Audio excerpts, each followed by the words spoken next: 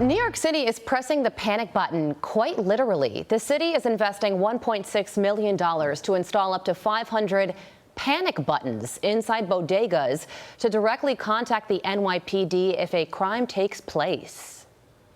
Instead of just having the cats keeping away the rats, we're going to have a direct connection with the police to keep away those dangerous cats that try to rob our stores.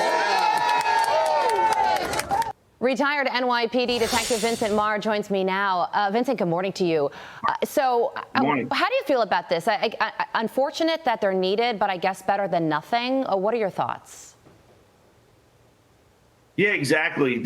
Any positive countermeasures to law enforcement and policing to help protect the citizens of New York is good. Anything that's going to be a proactive approach.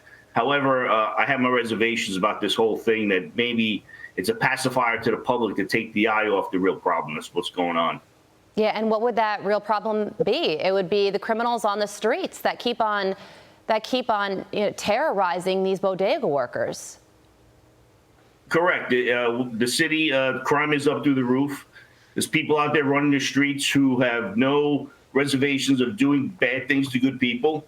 They're not worried about consequences. They're not worried about the repercussions. We have district attorney's office like Alvin Braggs who refuse to prosecute people and file through charges.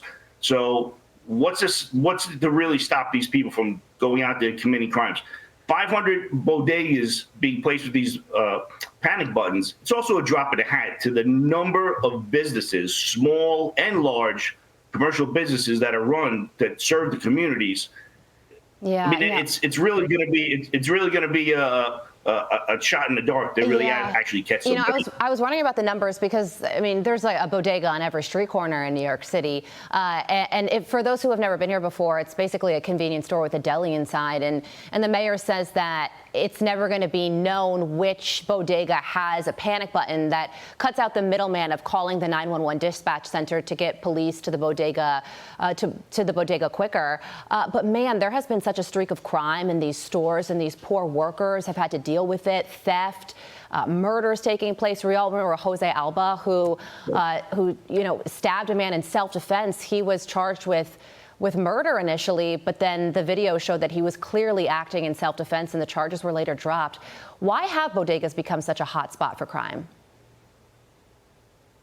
Well, because they are small businesses. They're not heavily policed. They're in areas sometimes that are in lower income and the higher crime areas because they serve some of the lower income communities. So due to staffing problems at the NYPD, you don't have a cop on the street like we used to, that had a cop on every corner like we used to. The community policing aspect of policing has been lost. You don't have the cops because of manpower issue going in and out of these locations, developing relationships with these store owners, getting information.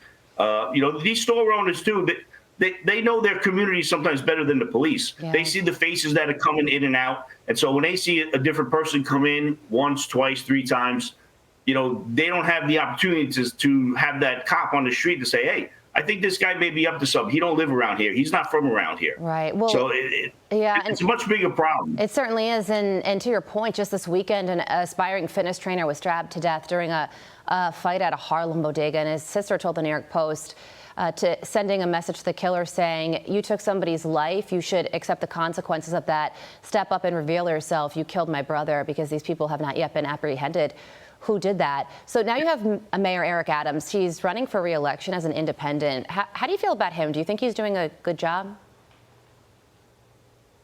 I run hot and cold on Eric Adams. I think his heart is in the right place a lot of times when it comes to the law enforcement and policing aspect of the city.